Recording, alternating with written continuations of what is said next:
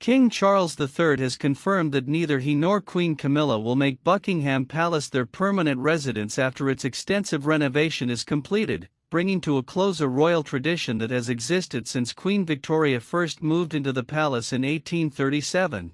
Instead, the King and Queen will continue to live at Clarence House, their long-established London home, while Buckingham Palace will remain the ceremonial and administrative centre of the British monarchy.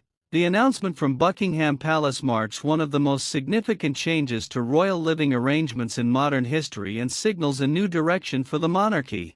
Although Buckingham Palace has long been regarded as the symbolic heart of the royal family, palace officials have indicated that it was never viewed as the ideal home for King Charles and Queen Camilla. Containing 775 rooms, Buckingham Palace functions far more as a working institution than a private residence. Royal aides have described it as the headquarters of the monarchy rather than a comfortable family home, with King Charles preferring to maintain a clear separation between his official responsibilities and his private life. Clarence House, located just a short walk away along the Mall, has served as Charles's London residence since 2003 and holds many personal memories. As a result, the royal couple has decided to remain there permanently instead of relocating once the renovation work is finished. Buckingham Palace will continue to host state banquets, investiture ceremonies, diplomatic receptions, and other major royal occasions while remaining the operational headquarters of the royal household.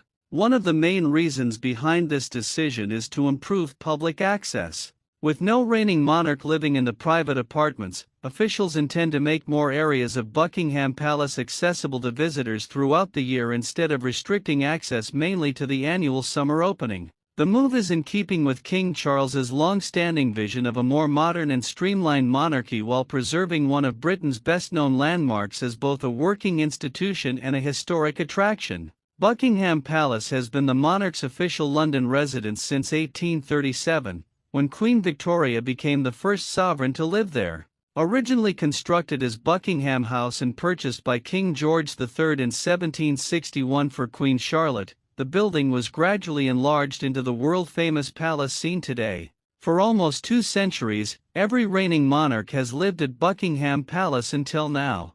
The announcement has prompted mixed reactions.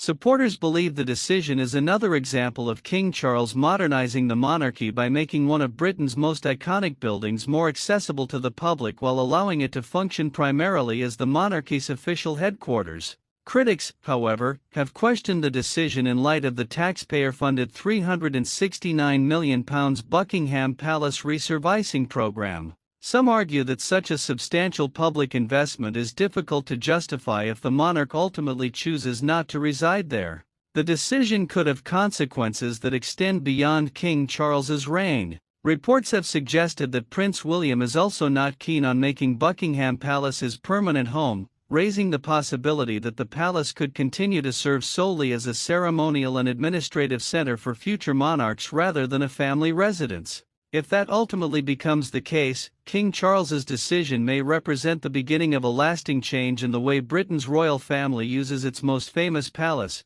preserving its role as the public face of the monarchy while bringing to an end a residential tradition that lasted for nearly 190 years. Don't forget to like, subscribe, and turn on notifications for more royal family updates.